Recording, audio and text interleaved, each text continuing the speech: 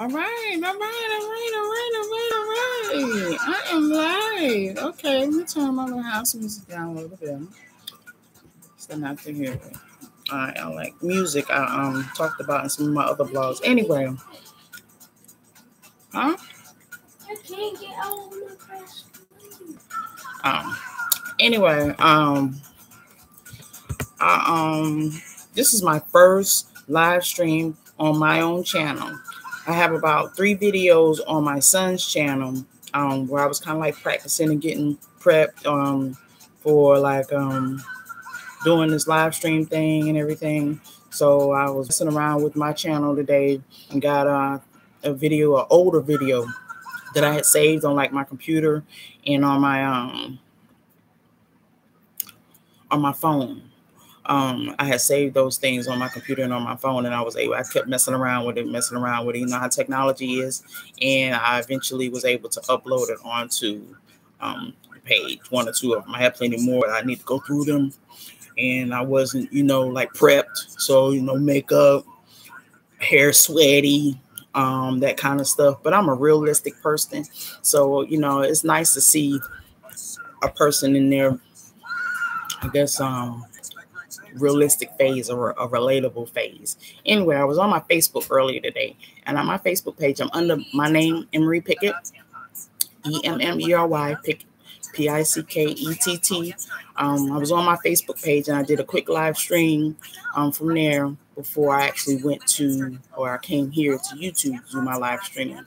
And there were a couple of topics or whatever I was going to discuss. I kind of like to laugh a little bit and have fun. I want the trolls to jump up here and holler about, don't be ghetto and don't be, Emery just being herself. So that might be offensive to some people.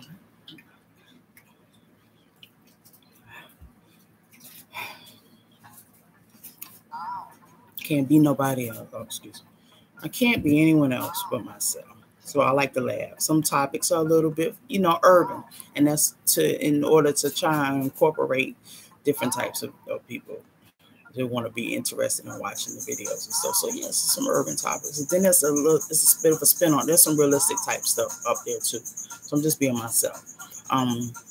Right now, this is the format. A little bit of some urban topics and some realistic stuff that might touch the news. I really need to get better about watching the news. I don't watch the news. And I need to incorporate into my schedule to at least watch news broadcasts at least once a day, so that way I have some type of conversation pieces to come and bounce off of you guys. So I want to start off with the more urban topics first, because that kind of it lightens the mood a little, as opposed to starting off with the serious, jumping right into serious stuff, and then turning around and telling jokes, or turning around and talking about urban topics. It kind of desensitizes what the more serious stuff is. So just kind of end on, begin on a happy note and end on a more serious note, bring it back around to a more serious note. Okay, so got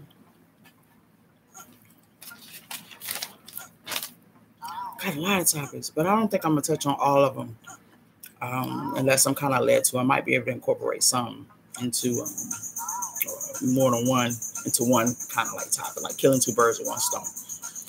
First topic I want to talk about, some people with feminine culture, terminology. Some people call it evil eye. Some people call it jealousy. But I want to talk about that, like how to handle, or some of my own personal experience on how to handle or deflect some of that type of stuff, especially when it's like unknowingly, or you and a person just kind of wondering like, where is that coming from? Especially when a person they feel like they're struggling just as hard as the average person, and then people, they mad at what you got. You like, what is it that I got so much of that so mad about? I'm out here struggling all together and stuff. So just to kind of like, no one is perfect. So sometimes people have moments where they want to clap back. It's a little urban term. They might want to clap back. And sometimes in certain scenarios, that is a necessity. But I'll advise any young woman, young man, or anybody, period, or anyone, period, you know, no matter the age frame, is reserve that energy as much as possible, and limit the clapbacks as much as possible. Because if we running around clapping back at every single thing, our energy is expended on stuff that's just not even relevant or important. Or them little nasty attitudes and things like that are contagious. They really are contagious. And the person that might have the judgment or the issue or something, it might just be some kind of weak areas in their life, and you don't want to absorb that into your life at that particular time. But it's hard dealing with that. And there's really no rule book to it. It'd be irrational. Sometimes it just say, you hear people say, "Oh, I just overlook them. Oh, I just overlook." Some people really do go out of their way to express their dislike for something. I mean, it's almost, sometimes it almost gets physical to that point. And so what do you particularly do? I know one strategy that comes into play sometimes is it is really hard to be nasty to a person that's being nice to you. And then some people, you got to just speak in their language. You just kind of got to pick and choose your battles and stuff. If it's something that you could just kind of roll off, or if you know that person likes extra attention and you don't give them what they want, or you know that person don't like attention and you call them out about it, just might need to know your crowd as far as that, weigh who that person, where is it coming from. And some people just not even worth it, because if you have someone commenting on your hair and they hearing right, or giving you makeup advice and they lace front pores are showing, you have to refrain from, well, I know you might see some flaws in my makeup, but I see some flaws in how that lace front lands. That kind of stuff. You just have to kind of like know your audience and pick and choose, the battles. Because I'm one of them kind of people. I kind of know what's wrong with me. I don't be needing a whole bunch of people to remind me of what's wrong. Next topic. I call it the new trend. But I don't think it's necessarily a new trend whenever we go back and look in the history books. White men and black women. And do white women suffer from the same syndrome as quote unquote black women supposedly had and were once accused of?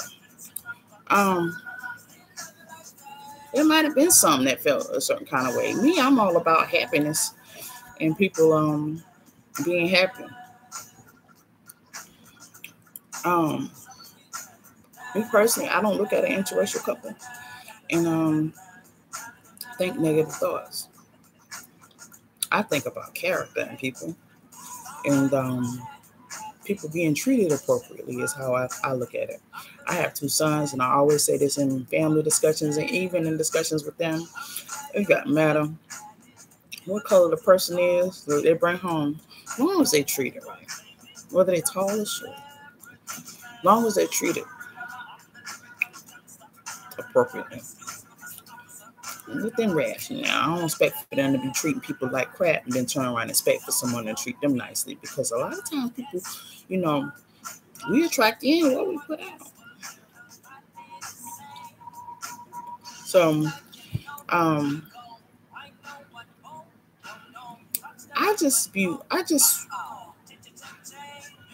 would like to ask, like, a black female that has dated like a white guy or is dating a white guy, do they get funny looks or stares from like white women, or are they made to feel uncomfortable by black men whenever they are? Because there are some little stereotypes that go along with, or things that get said to black women that date white men from a cultural perspective. So I'm just kind of wondering, right there. Like I said, me personally, but I grew up a lot differently as far as being accepting of people. I'm not saying that I ain't an Oreo, as they call it. I'm not one of them.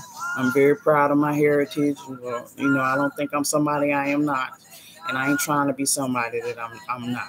I'm just being myself. And for some people, being myself is not enough of the other, or too little of something.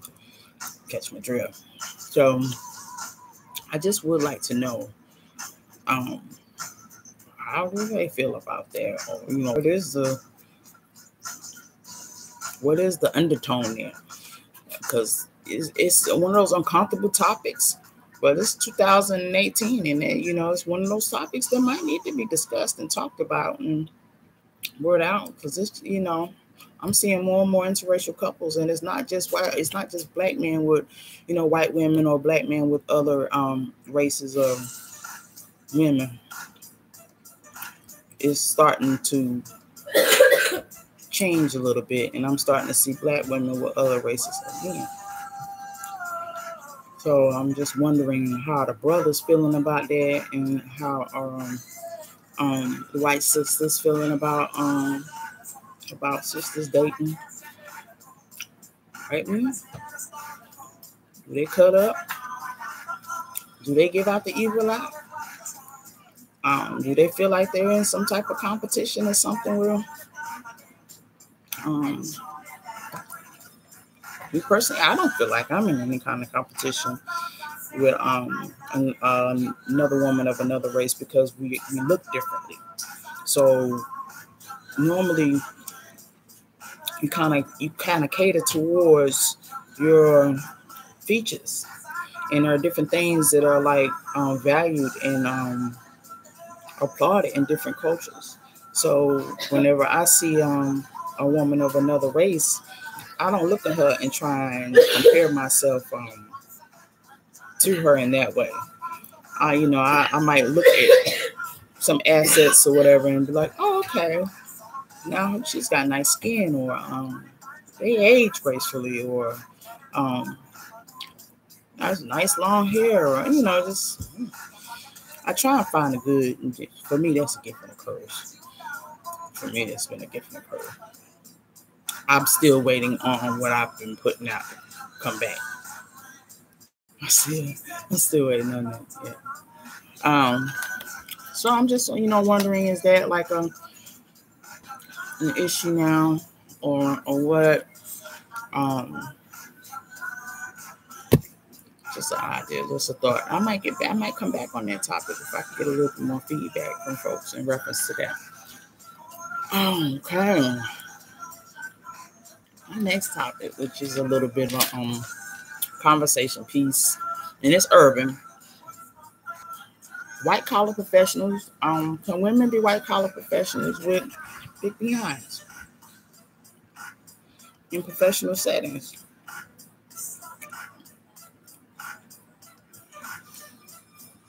I've seen it in work settings and stuff, but I wonder, can with like CEOs and in particular settings and stuff, can they have like real big donka.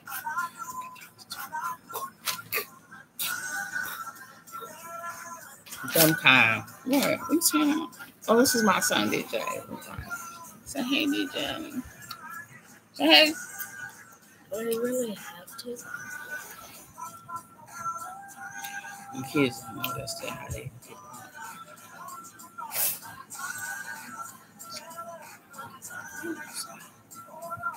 Anyway,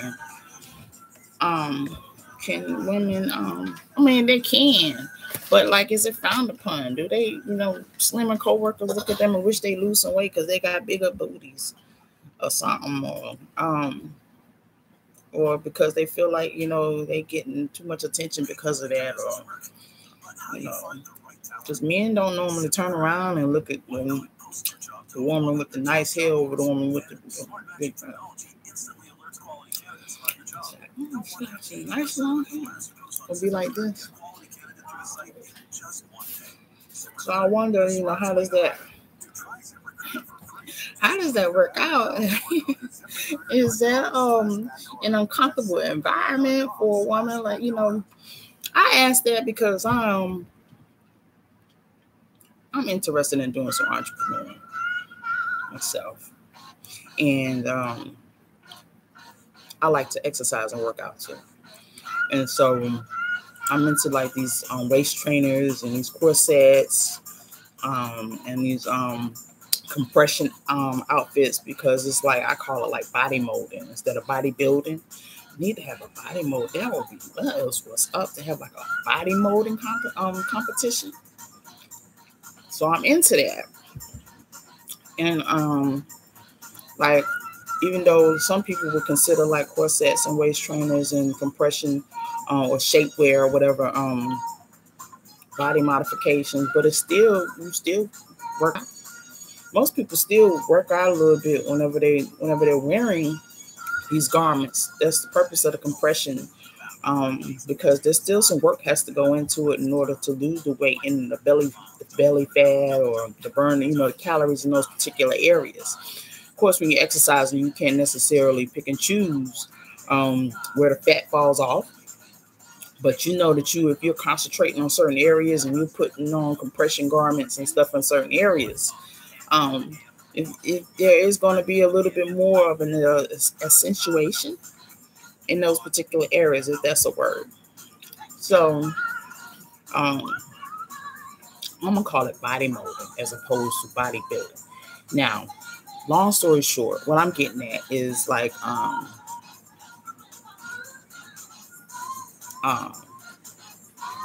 value having a body. And it's not necessarily anything like of a sexual nature or anything like that. It's just that I'm a full-figured woman, and I like to if I'm going to mold my body, I'm going to mold my body in the way in which I feel like it's going to be suitable or look right on me. So I don't think that, me being top heavy would make me ergonomically, well, I wouldn't look right with that. Or I would stand out if my behind was not shaped. I am a full-figured female. I value the ability to have a bottom that fills out my pants. I value the ability to be able to mold this full-figuredness into an hourglass figure. It has nothing to do with what a man gonna say whenever he look at me. It has everything to do with what I like to see when I look at him.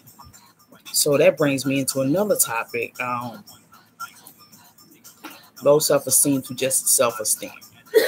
Now, don't forget about big booty women in the workplace, the white collar stuff or whatever like that. I'm sure it can happen. I don't, might be more seriously taken depending on what city. You got these little small cities and they ain't no. I ain't gonna do that.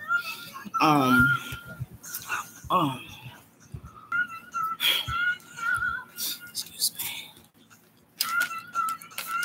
Low self-esteem to just self-esteem. Now, growing up, I was bullied a lot. And even if I did stick up for myself, I didn't have a lot of people backing me. So I've learned to feel comfortable being an oddball. And because I was bullied, I did not necessarily know why, but I was. Some people, people just feel like it was entirely. I ain't really holding no grudges. It was traumatizing, yeah. But it was character building. I'll put it like that. It's very character building. So I've learned how to tolerate stuff and then not feel guilty when I have to bite back. That's one thing that it taught me. So that kind of ties into the low self-esteem thing, growing up. I grew up poor. I came from the projects. I didn't come from the richest background whenever I moved here to North Carolina as a kid. And that was character building. No shame. But then, I feel kind of like a sense of compliment whenever somebody look at me and expect me to be bougie and react a certain type of way when I've had very humble beginnings and still very humble. I ain't tolerant of mess. So that's what I said about low self-esteem to just self-esteem is learning how to be comfortable in your own skin. And that was the purpose of me posting those previous videos whenever the first couple of videos from me when I was just starting to kind of like learn how to feel comfortable enough to be in it. Because a year ago I wouldn't do this. I've been a post-traumatic stress disorder sufferer off and on for years. I guess I don't know if that really ever goes away. I don't know. But like I said, a year ago, I wouldn't do this. I would not put on no makeup and stuff. And get in front of the camera willingly and go live on YouTube. Anybody randomly can just jump up here and just see it. I'm okay with that. So that's what I said about low self-esteem to just having self-esteem. Just loving the skin you in. You know your flaws. And can't nobody bash you over the head with it. You start looking at other people like, yeah, I know this is wrong. But did you know that that's wrong with you? So, single motherhood or just singledom, the pros and cons. I am a single parent. I think on one of the videos, I think on my son DJ The Savage's page, I put about I wasn't always a single parent. I have been married once, and I've been engaged.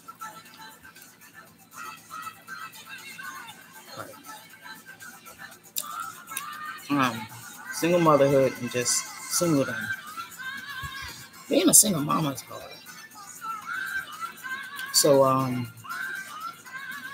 guys with baby mamas or ex-wives or just ended up with whatever, if the girl ain't got no title, whatever. I don't knock that kind of stuff anyway, because I'm just not. I try not to be judgmental. When I catch myself, I try and remind myself of my own flaws. That's how I do.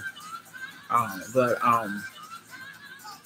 normally, a lot of time with the single parenthood, it does kind of fall on the female, but there are some single fathers and stuff out there. Shouts out to them. They do a wonderful job also. But it's hard. I was holding a conversation with a friend the other night. 3 hours in the morning, whatever. So I had to address it because that's one of my topics too. Something that we were talking about, kind of. Because there'd be like married people that look at single people and yeah, oh man, I wish I was, single. And I mean, yeah, they complain about their marriages and stuff like that. And then single people look at married people. I won't say necessarily wish what they had that, but it's a wonderful thing to have somebody to help to lighten the load that's on them. So I've lived both, lifestyle, single, and in matrimony. They both have their pros and their cons. I always I say everything has a sacrifice. Whenever you're single, yeah, you pretty much have the ability, and I mean single, not like single as in not married. I mean single as in not dating anybody, you just pretty much married to your kids and whatever your career is or whatever, that kind of thing. That's what I mean by single. When you're single, yeah, you do have the ability when you get ready to go do what you want.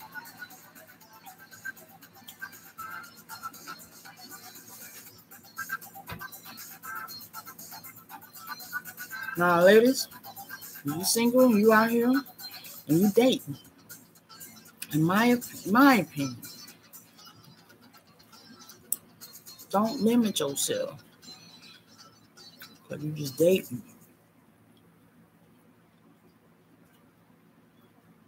Take that or leave it. Now with married people,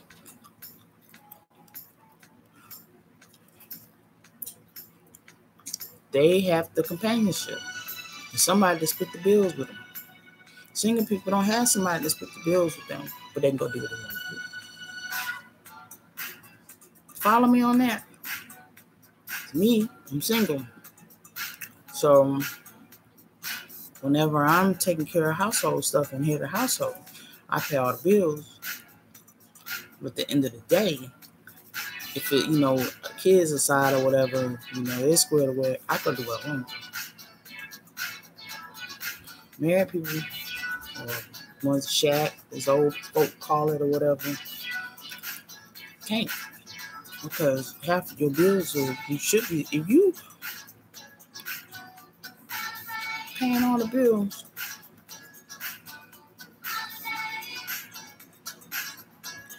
and still can't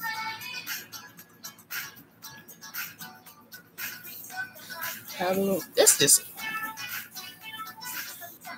it's a touchy situation. But just to keep it simple, that's the sacrifice. Because then we get into, well, my old lady is a housewife and all, that's a job too. So I'm not even talking about that. Stay-at-home mamas and stuff, that's a very hard job. Or stay-at-home wives, whatever, because me personally, if I was a stay-at-home mom or stay-at-home wife, and he'd come home, the house would be clean.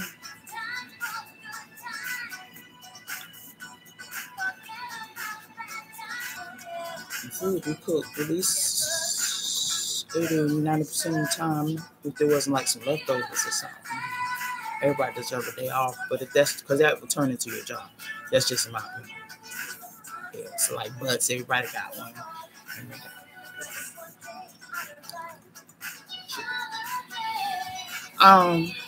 So it's just the sacrifice with single mamahood,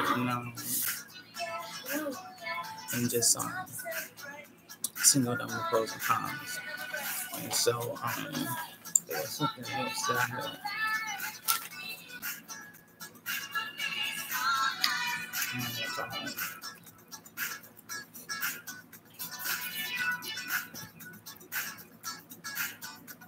Oh, this is an interesting topic. I've cursed people out sometimes, so I don't make a habit of that. I'm really easy. I can be really easygoing. Sometimes too easygoing, and I get pushed, and I be seeing it going on, and I'm like, strike one, strike two, strike three. I have to extend that adjustment. 3. So on and so forth. And I be seeing it coming. And then they keep on and on and on. And then I had to come out my face. I don't like to. But it's like pestilence. Keep right on and on and on. And then, you start to wonder like,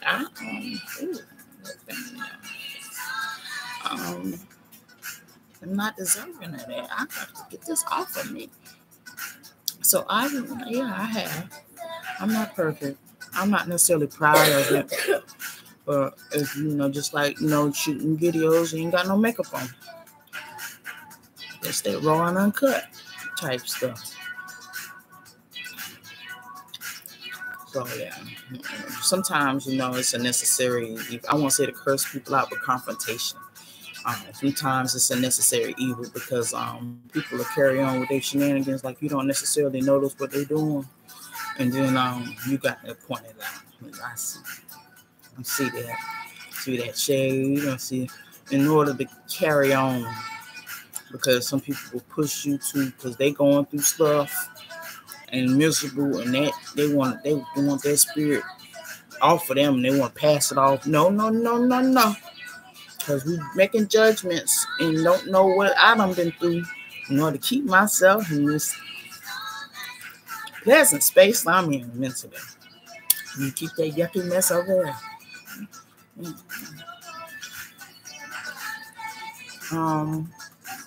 Yeah, on a serious note, and if I can think of any other little jokey kind of stuff or things to think about, to talk about, I do another live stream, or I go to my Facebook or something like that, or I just shoot a video and upload it later or something. But I don't know if I'm not really ready to talk about a whole lot about the PTSD stuff. But I will talk about the Ebola crisis that I was kind of reading about, hearing about a little bit on the news the other day. I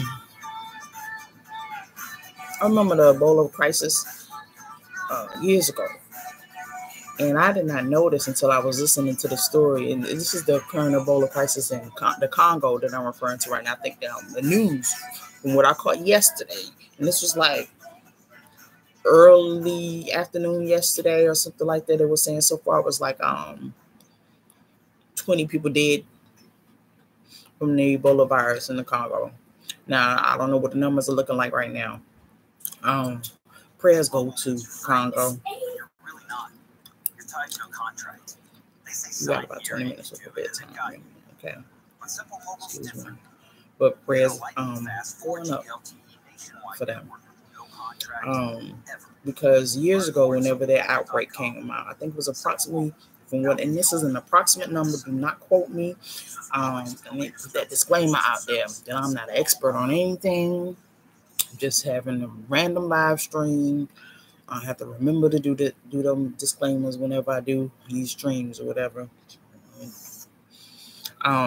Approximately 11,000 died, and over a thousand became like ill before more effective measures were even put in place to combat it. That's sad. That's on a serious note. We're hearing about it when 20 dead now, but back then when that broke out, 11,000 people died, and over 1,000 became ill before more effective measures were even put into place to try and quarantine some of that mess, or cured, or I don't know the details. But that Ebola virus was first discovered, and I don't know if it was discovered in the Congo, but from what I gathered it was first discovered in 1976. I don't know if it was first discovered in the Congo in 1976, or if it was just discovered in 1976. But the symptoms that I was internal bleeding, and it's scary to hear about it. Even this generation and these young kids that are in like elementary school and middle school and stuff, if they don't know anything about it, that bleeding from the inside out and all that other kind of stuff, it's scary. So when people hear the term Ebola, it's like a monster that it can't be seen, but it's like a monster. And it's scary to hear about that. And I remember those years, or that time frame, whenever that was going on, and all those people were dying from that virus. And it was a very sad occasion. Well, I'm gonna try and keep check on that again, and stay abreast on that topic. Because that's just something that I remember from childhood. Another thing. The last topic that I will talk about on this particular stream, because I don't like to get too lengthy. North Carolina. I'm in North Carolina, coastal North Carolina, and yesterday my son was out of school. Yesterday was Wednesday, May 16th. One second, and they had, I think it was a teacher work day, but the kids were out of school because of them wanting to go up to the state capitol and voice their opinions on like the budget and teacher salary. And the main reason why, not the only, because it shouldn't be the only reason why, because anyone that has children in the school system, which is pretty much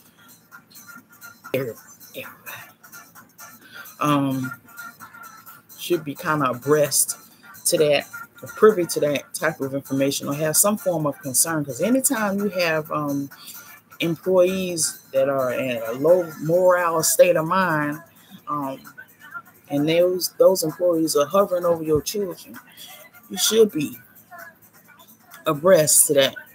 Not to say that that is, necessarily going on, but the school teachers spend a lot of times more time with our children than we as parents do, at least while they're conscious. Because we wake them up, get up, and some of us go off to work, drop them off on our way to work, or, whatever the situation is. And then we come home, I might help with homework, feed them a little dinner, give them a bath, and tell them to go to bed. So, if it hasn't been thought about that way, those are facts. That's really what's going on. So, but they were making their voices heard in reference to, wanting more pay and more, benefits and, more things added to their budget. I'm not privy to the North Carolina budget. I know that the North Carolina lottery had came here years ago, that I was under the impression that was helping to contribute towards the pay for teachers. Now I would love to kind of do some research to find out exactly what is it going towards the road work that I keep seeing? Every time I'm seeing road construction signs, stop and slow and stuff, or what is. And it's not saying anything about anybody, because I've never really been into like a whole lot of politics and budgets and all the other kind of stuff like that. But the older I get, the more these things start to like come to mind. They interest me just a smidge. So an idea that I had, and this is coming from a teaching perspective and also from a college perspective, our kids are millennials. And if there's some type of disconnect between the teachers and the behaviors, because there's a lot of parents that are pulling their kids out of school and they are doing homeschool, the ones that are home and that can afford to do it. I've even had the discussion with my own son, if he would like to be homeschooled. And he says no, because, outside of with the nasty bullying and stuff like that goes on amongst kids, outside of that, he still reaps the benefits of the social aspects of it. So, said no, he wouldn't want to. But I'm big on like grades and numbers and things like that, and so we'll see. But which brings me back to what I was saying, that with me being, I am an advocate for homeschooling, even though my son is both my children are in public school. I am very much an advocate for homeschooling. If you can afford to do it.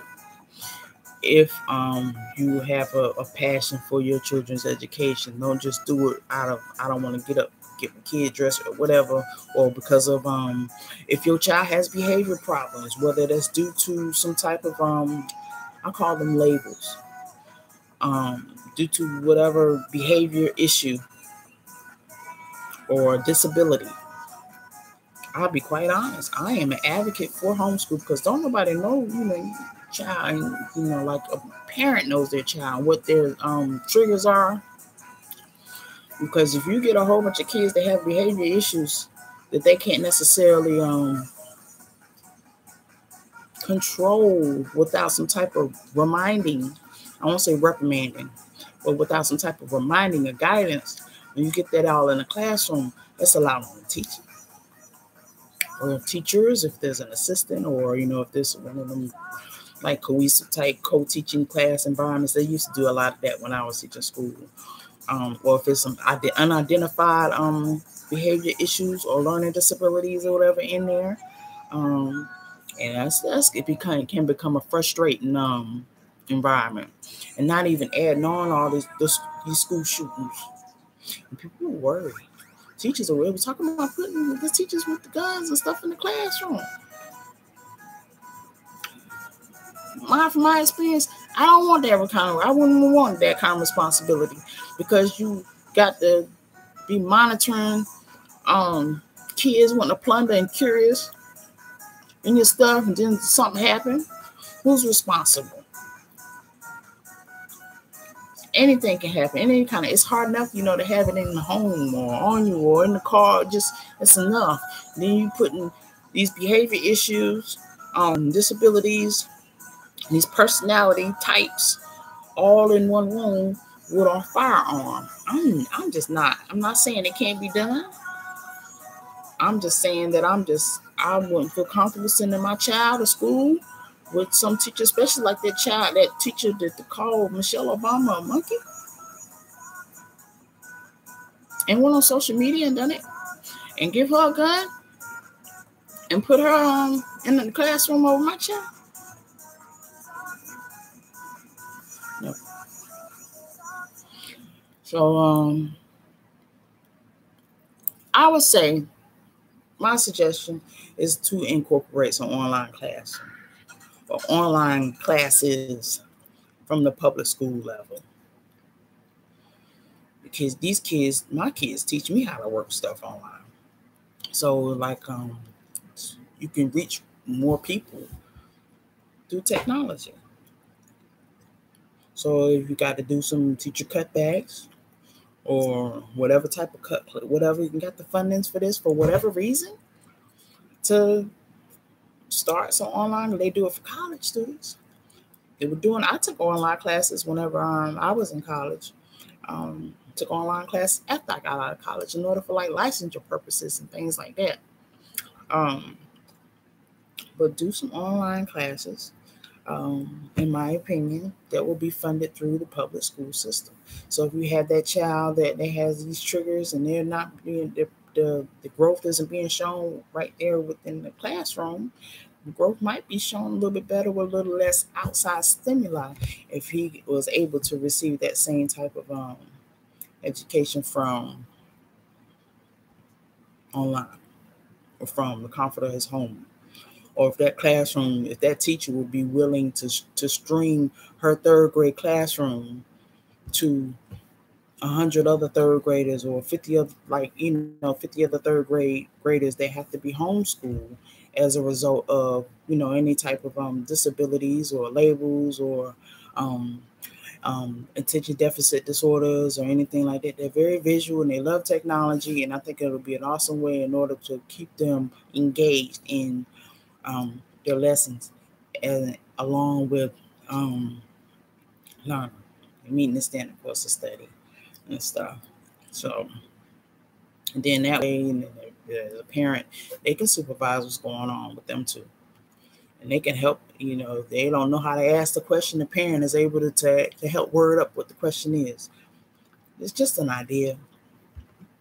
Might not solve all the problems, but it's just an idea to be able to offer online classes or have a teacher that works for the public school system that can teach right from home. But it would still be considered part of the public school system, and it would still be part of, like, this is North Carolina standard course of study, so on and so forth. All the little kinks and the bumps and whatever that can be worked out. But it's just a general idea. I think would be a great idea. So that's concluding my live streaming for tonight. I might edit that video because it's a little lengthy. But I'm going to touch bases on the Ebola crisis. I would love to know what came out of the North Carolina teacher no school day thing. I wasn't offended that my child was out of school that day. It didn't count against them. They got to go do what they got to do. Changes don't get, squeaky wheels do get fixed. So I've been on both ends of the spectrum. I totally understand. Teachers do spend a lot of their own money. And I'm sometimes even offended as a parent whenever I hear other parents complain about the amount of money that they have to spend in order to get school supplies and stuff. It almost makes me mad. But I've been in there buying school supplies at the beginning of year 2, trying to budget up that money, $60. But I hush because I've been in their shoes. And it ain't no joke when you're taking out of your own household money and putting it into your classroom, into the job, and somebody come out and curse you out about something that's irrational. So that concludes for the night. Well, those topics anyway. Thank you for your time and for your attention. And leave comments, please.